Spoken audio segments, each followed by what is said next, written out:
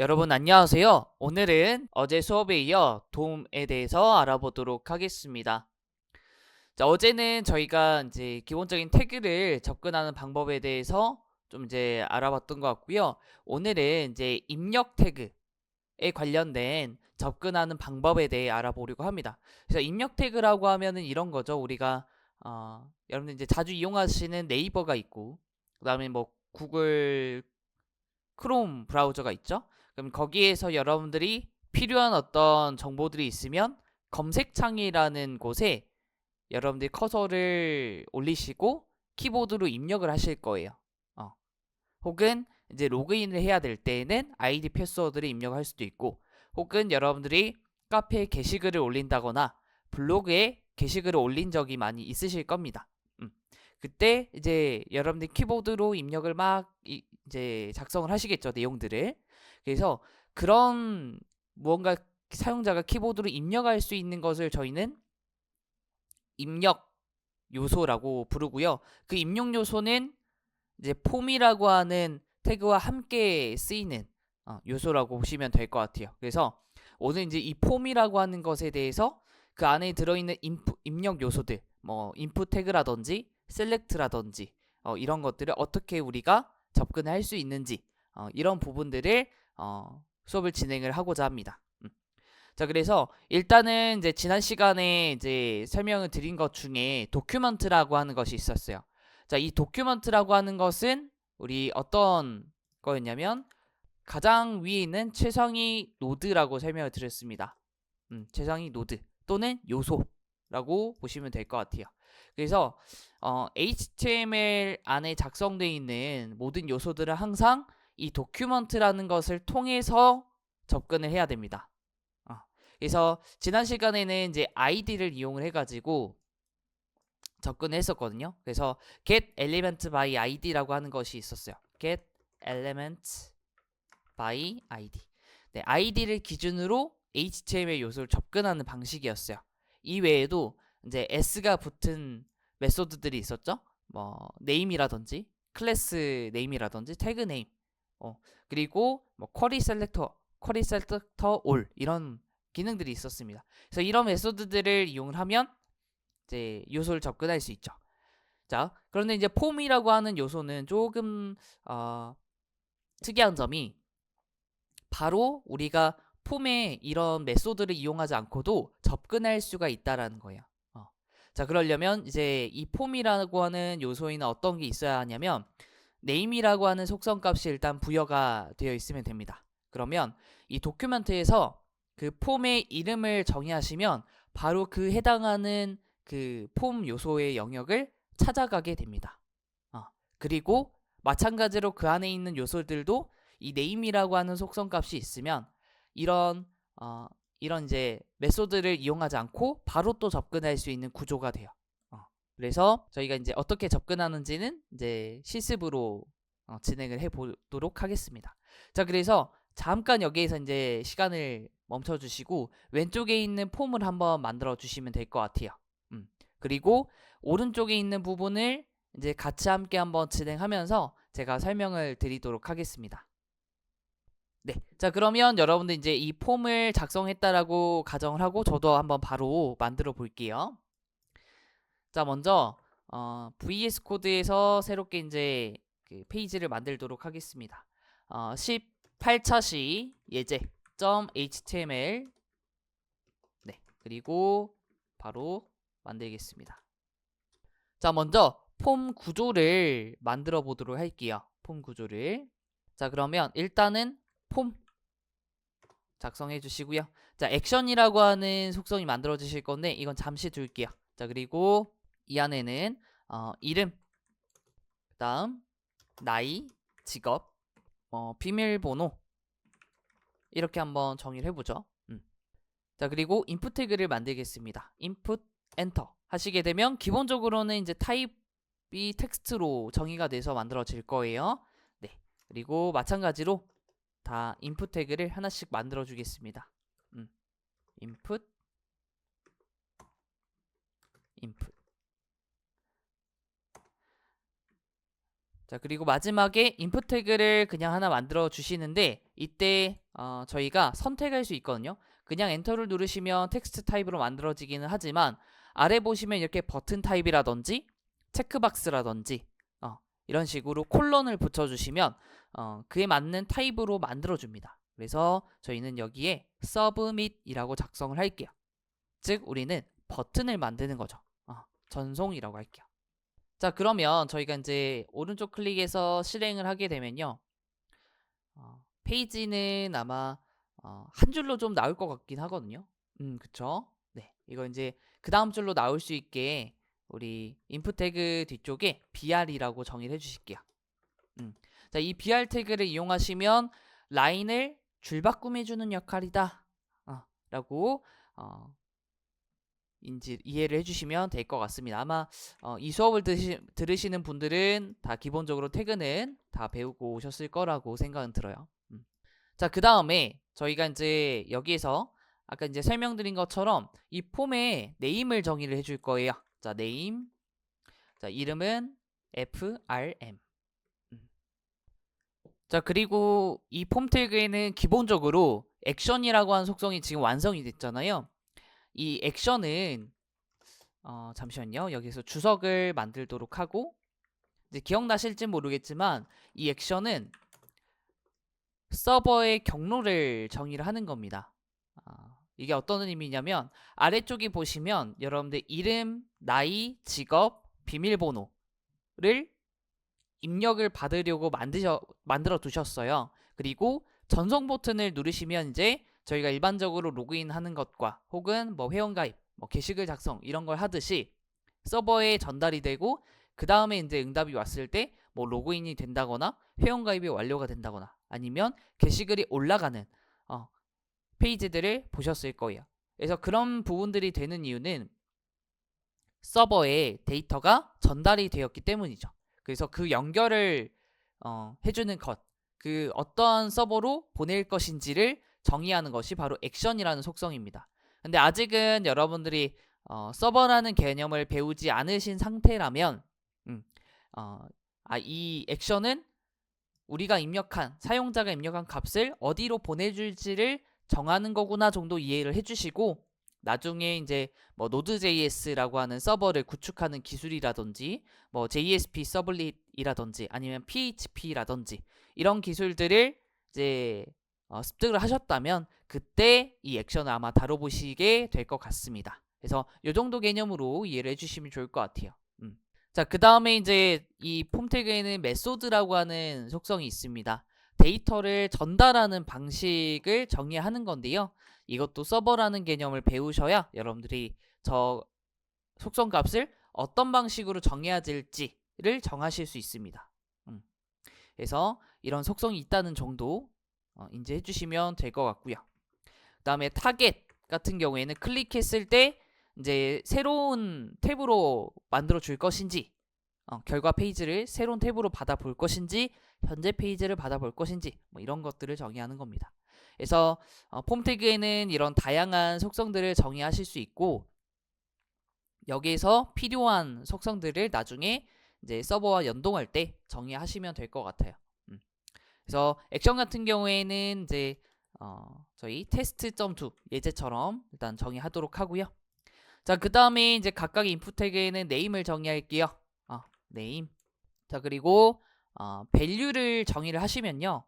기본적으로 그 값이 처음에 실행될 때 반영이 돼서 나오거든요. 일단 한번 실행해서 확인해 볼게요. 그 다음에 age 여기도 값을 넣어보고 직업도 넣어볼게요. job 그리고 value 집사 부리기 여기도 있는 대로 했죠. 고호섭 5살. 자, 그리고 비밀번호 비밀번호는 이제 pw로 정의하시고 1234라고 할게요. 자, 그런데 우리가 이제 아마 실행하시면 비밀번호가 뭐 노출이 되실 거예요. 그래서 우리 타입 중에 타입이 아닌 텍스트가 아니라 패스워드가 있습니다. 그래서 패스워드를 정의하셔야 문자 형태로 나옵니다. 동그란 그 원으로 그 점으로 해가지고 기록이 돼서 나와요. 자, 그리고 우리 버튼에도 네임을 정의해 볼까요? 그래서 이런 식으로 정의해 보겠습니다. 자, 그럼 이제 브라우저를 확인해 보시면요. 일단 이런 식으로 값이 정의돼서 바로 나오게 됩니다. 자, 저희가 이제 자바스크립트로 바로 실행했을 때 값이 가져와지는지를 테스트해 보려고 저희가 이제 밸류를 기본적으로 입력을 해 놓은 건데, 사실은 이제 이걸 굳이 바로 입력하지 않으셔도 됩니다. 사용자가 어차피 새롭게 입력을 할 것이기 때문에 이제 지금은 예제 때문에 밸류를 정의하고 있다. 이렇게 이해를 해주시면 될 것 같아요. 자, 그러면 저희 이제 실행했을 때 콘솔 창에 여기 나와 있는 값들을 접근하는 법에 대해서 한번 알아볼게요. 저희가 이제 지난 시간에는 저희 이제 태그가 있죠. p 태그라든지 div 태그라든지 이런 태그가 가지고 있는 컨텐츠를 접근하는 방법에 대해서 알아보고 또 변경도 해봤어요. 그래서 이번에는 입력 태그에 대한 값을 접근해보고 또 이제 변경해보는 이런 실습을 한번 진행해보려고 합니다. 자, 그래서 우선은 우리 폼에 대해서 접근하는 실습을 해볼게요. 자, 아래로 내려와 주시고요. 폼 요소 접근하기. 자, 먼저 로그를 만들기 전에 다시 변수로 먼저 가져와 볼게요. 자, const 하시고요. frm. 자, 그 다음에 이제 document.frm 이라고 정의를 해주시면요. 이렇게 정의하셨을 때 이 전체적인 이 폼에 대해서 접근을 하게 된다. 이렇게 이해를 해주시면 좋을 것 같아요. 본래는 이제 그 get element by id나 뭐 클래스 네임이나 이런 걸 이용하시면 되거든요. 그러려면 이제 여기에 id를 추가하거나 아니면 또 뭐 클래스를 또 추가하거나 이렇게 정의를 해줘야 되잖아요. 근데 꼭 이렇게 정의하지 않아도 폼 태그는 이런 식으로 접근을 하실 수 있어요. 자, 그럼 한번 확인을 해보도록 할게요. log frm. 자, 그러면 여러분들 브라우저 열어주시고요. 확인해 보시면 폼이 나왔죠. 그래서 여기 보시면 0번째부터 4번째까지 나왔는데 마우스 한번 올려보실게요. 그러면 0번째는 지금 이름에 대한 인풋을 가리키고 있고요. 1은 나이, 2는 직업, 3은 비밀번호, 4는 전송이죠. 그래서 이런 식으로 이 폼 태그 플러스 안에 있는 인풋 태그까지도 전부 이렇게 접근을 하실 수가 있습니다. 그렇죠? 자, 그리고 이제 그 아래쪽에 보시면은 이런 식으로 지금 이제 속성과 값들이 보여지고 있어요. 자, 그래서 액션 같은 경우에는 저희가 사실 test.2라고만 작성하긴 했지만 이제 자동적으로 이 앞에 있는 그 주소를 만들어줘서 조합을 해줍니다. 그래서 이렇게 이제 조합이 돼서 서버에 요청이 가죠. 물론 이제 저희는 현재 이 서버가 만들어져 있지 않은 상태라서 아무런 동작이 되지 않을 테지만 이런 식으로 자동으로 들어가죠. 이외에도 이제 키 밸류 구조로 쭉 되어 있는 걸 확인할 수 있습니다.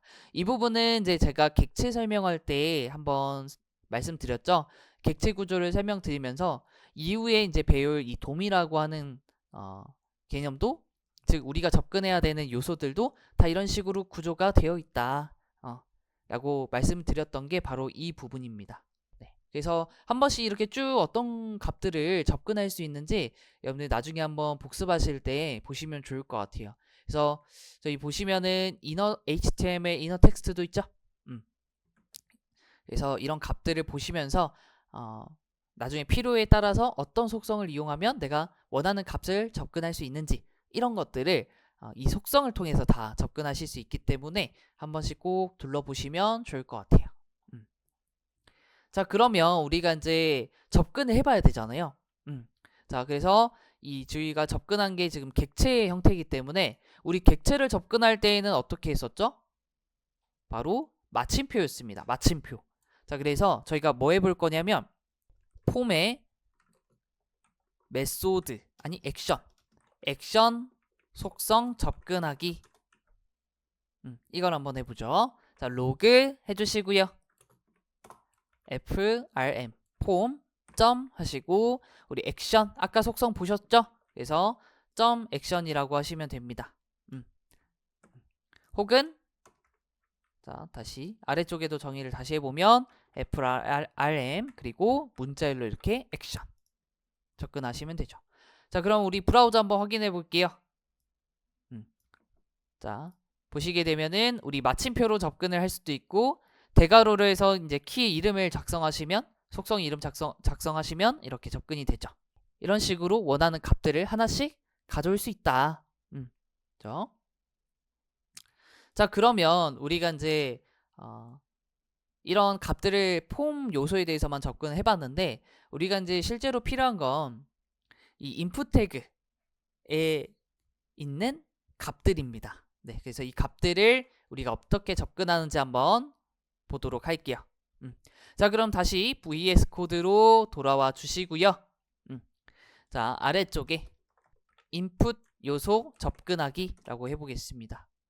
자, 방법은 이제 이 폼 태그를 이용해서 접근을 하는 방법인데 이것도 이제 여러 가지 좀 방법이 있어요. 여러 가지라기보다 한 두 가지 정도? 네.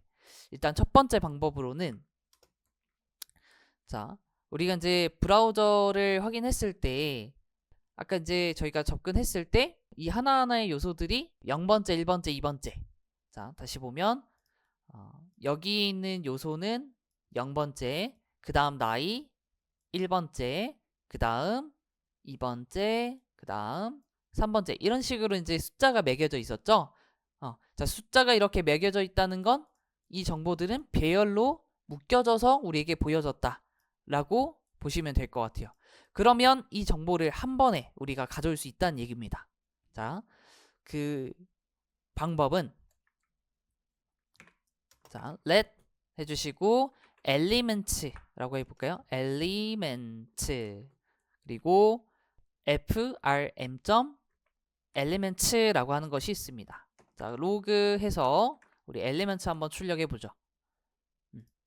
자, 그럼 보시게 되면은 지금 이렇게 배열 값이 나온 걸 확인하실 수 있습니다.